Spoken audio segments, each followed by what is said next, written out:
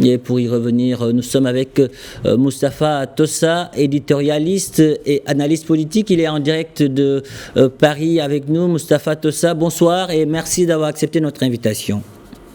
Bonsoir. Alors, comment expliquez-vous ce déchaînement de haine anti-Maroc, ce dérapage inadmissible de Mehdi Rezar sur un plateau de télévision algérienne ? En fait, depuis un certain temps, les médias officiels algériens, qu'ils soient télévisés, radio ou presse écrite, prêchent une haine quotidienne contre le Maroc, contre ses institutions et contre le peuple marocain. Alors, bien sûr, jusqu'à présent, ces insultes étaient limitées au territoire algérien et c'était un choix du gouvernement algérien d'attaquer au quotidien et d'insulter au quotidien le Maroc qui ne répondait pas du tout à ces insultes. Alors, ce qui se passe aujourd'hui, c'est que un des chroniqueurs de ces émissions, il se trouve qu'il est aussi franco-algérien, il est aussi chroniqueur dans une grande émission de radio et télévision en France, qui est très regardée, qui occupe une grande surface, et face à l'indignation que ces propos injurieux et ces insultes racistes et antisémites et haineux à l'égard du Maroc, il y a eu un mouvement de dénonciation généralisée qui a touché jusqu'à cette radio et cette télévision, et il a poussé à licencier et à virer ce chroniqueur parce que sous la pression des réseaux sociaux, sous la pression de l'indignation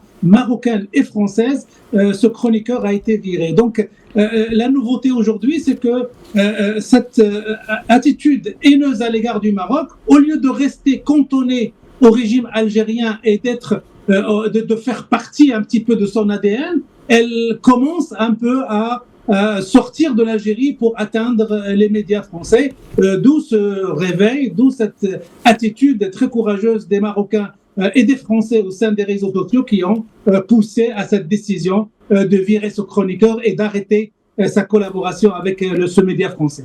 Vous l'avez dit, il y a eu une large indignation au Maroc et en France. Des poursuites judiciaires ont même été entamées. À quoi peut-on s'attendre maintenant ?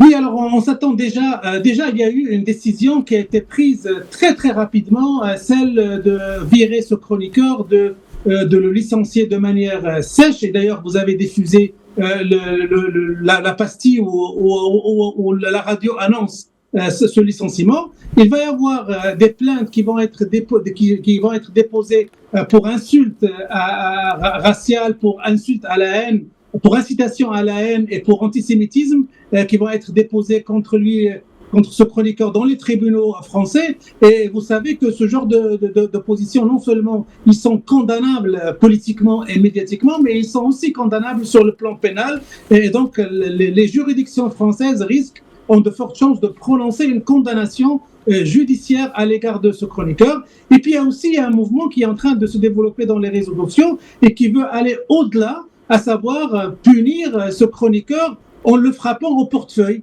Et qui dit le portefeuille dit en le frappant, en appelant à boycotter ses affaires, parce que en plus d'être un chroniqueur télé, c'est aussi un homme d'affaires qui a du business en France, et il y a des appels dans les réseaux sociaux pour que les consommateurs, qu'ils soient marocains ou pas marocains, de ces entreprises, garages et restaurants, ils soient boycottés et donc ils soient frappés au cœur du portefeuille. Donc une condamnation encore plus populaire et supplémentaire face à ce qu'il attend sur le plan juridique. Moustapha Tossa, est-ce que cette affaire est liée à un contexte particulier en France ou en Algérie ? Oui, cette affaire a un contexte particulier, c'est le contexte électoral algérien.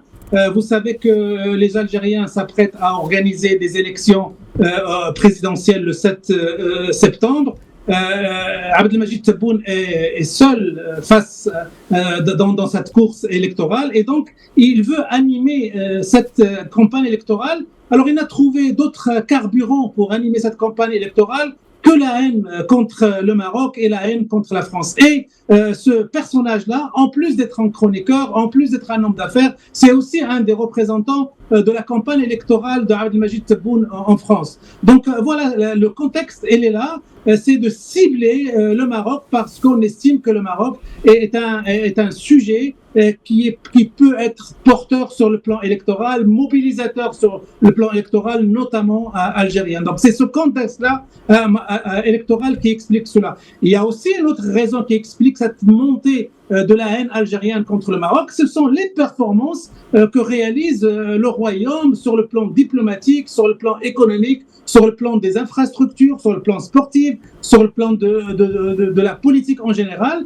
Le Marocain se distingue et ça fait nourrir de la haine au sein du régime algérien qui utilise tous les moyens pour insulter et pour inciter à la haine et à l'antisémitisme. Donc il y a ce contexte-là qui explique cette montée brutale et brusque de la haine contre le Maroc de la part de certaines personnalités algériennes. Mustapha Tossa, merci pour toutes ces précisions, merci d'avoir répondu à nos questions.